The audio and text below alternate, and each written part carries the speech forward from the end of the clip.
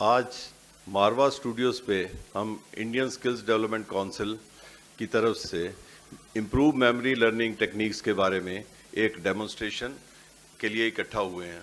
आप सबका यहाँ पे आने का बहुत बहुत धन्यवाद।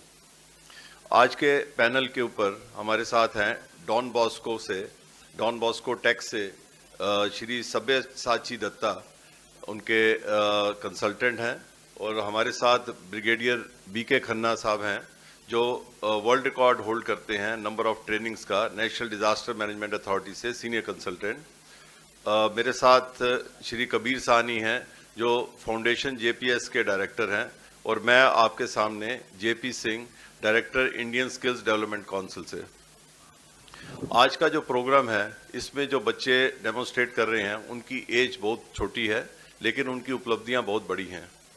आप सब लोग अचंभित रह जाएंगे। बहुत ही इन बच्चों की जो साधना है, इन बच्चों की जो कंसंट्रेशन के जो टेक्निक्स इन्होंने मास्टर किए हैं, उन टेक्निक्स को अगर रियल लाइफ में अगर इम्प्लीमेंट किया जाए तो बच्चे बहुत अच्छा स्कोर कर सकते हैं।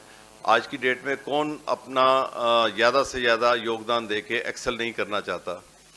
अगर आज की डेट में हम देखें तो चार्ल्स डार्विन की थ्योरीज आज से कोई करीबन 150 साल पुराने जो दी गई थी, उसमें स्ट्रगल फॉर एग्जिस्टेंस और सर्वाइवल ऑफ द फिटेस्ट था। आज हर कोई आगे बढ़ने के लिए बहुत ज़्यादा स्ट्रगल करनी पड़ती है, और आगे वही बढ़ता है जो फिट है। Quantum speed reading by flipping through pages of a book and then recalling the gist of the book. Wow, it sounds quite amazing. लेकिन इस चीज़ का हमारे सामने अभी दो बच्चे इस टेक्निक का अभी प्रस्तुतिकरण करेंगे। तो हमारे साथ आज है नितिन सिंह, 13 इयर्स इनकी एज है, और ये 8वीं क्लास में SRN international school Jamdoli Jaipur में पढ़ रहे हैं। और इनके साथ है पायल वर्मा, ये बच्ची 14 साल की है और दोनों एक ही स्कूल में हैं। अब ये आपको quantum speed reading by flipping through pages of a book.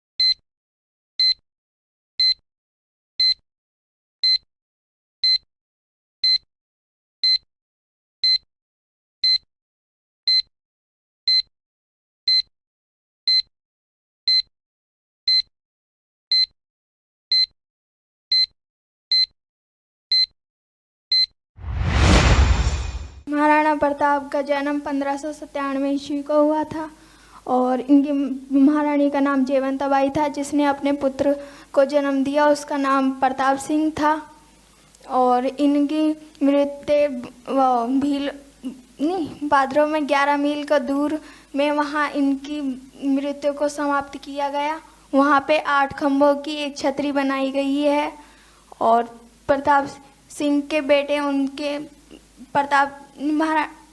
Maharana Pratap Singh उनसे आगे थे, और महाराणा प्रताप को पढ़ने में रुचि थी। इनके अध्ययन में बहुत इनको पढ़ना अच्छा लगता था।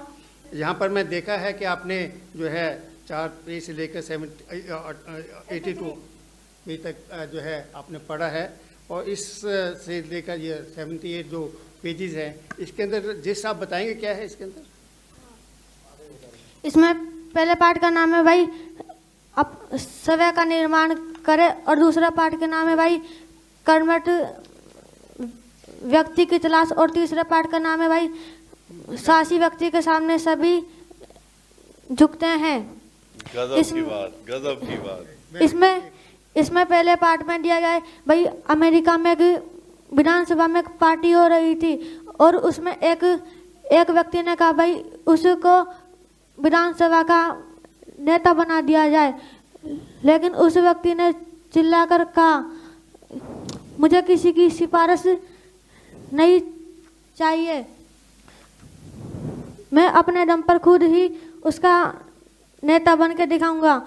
और एक बार एक नाविक एक समुद्र में अपनी नाव चला रहा था, उसमें आंधी तूफान आने लगे और उसने कहा हमें भगवान से प्रार्थना करनी चाहिए कि वो हमें बचा ले।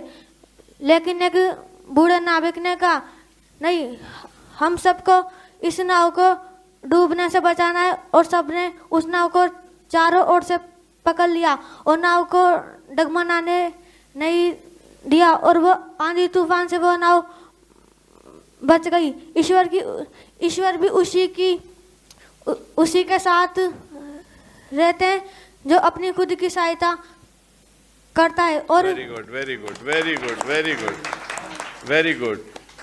जैसा कि अभी हमारे सामने नितिन ने बताया है, इसके जो चैप्टर्स हैं वो बिल्कुल वैसे ही जैसे नितिन ने बताए। हमें अपना निर्माण स्वयं करो, कर्मठ व्यक्ति की तलाश, साहसी व्यक्ति के सामने सभी झुकते हैं, कदम तो उठाइए, मार्ग आपके सामने है, सोना तप कर ही कुंदन बनता है, लक्ष्य से भटको मत और काम में जल्दबाजी मत कीजिए। ये इतने चैप्टर्स को इसने 1 मिनट के अंदर इसने रीड किया है। तो ये एक बहुत ही बढ़िया उदाहरण है क्वांटम स्पीड रीडिंग का। अगर यही स्पीड रीडिंग अगर बच्चे अपने स्कूल में यही टेक्निक सीख के कोशिश करें तो वो अपने एग्ज़ाम्स में वो अच्छे नंबरों से उत्तीर्ण हो सकते हैं। जगदीश जी, आपका ये जो स्टूडेंट है इसने बहुत ही बढ़िया हमें एग्जाम्पल दिया। और अगर सभी स्कूलों में, हम तो कहेंगे कि हम तो सरकार के सामने इसको लेके चलते हैं कि ये सभी स्कूलों में अगर ये टेक्निक्स बच्चों को सिखाए जाएं तो माँ बाप को हर 500 रुपये से 2-2 हज़ार रुपया 1-1 घंटे का जो देना पड़ता है तो वो भी नहीं देना पड़ेगा और बच्चे वाकई ही अच्छे नंबर स्कोर करेंगे। अभी एक रेलवे की एक परीक्षा का मैं कल ही देख रहा था, उसमें उनको उत्तीर्ण कैंडिडेट उतने नहीं मिले। उन्होंने कहा कि जो फेल हो गए हैं उनमें से जिसके सबसे ज़्यादा नंबर हैं फेल उन बच्चों को तो कितनी हैरानगी की बात है। ये तो टेक्निक्स मास्टर करके बच्चे सारे पास हो सकते हैं। और अगर वो बच्चा अगर रेलवे में वो उसने पूरे उससे नंबरों से पास नहीं हुआ तो क्या हमारे लिए एक सफ़र जो है वो रेलवे का क्या ईजी होगा, क्या सेफ होगा?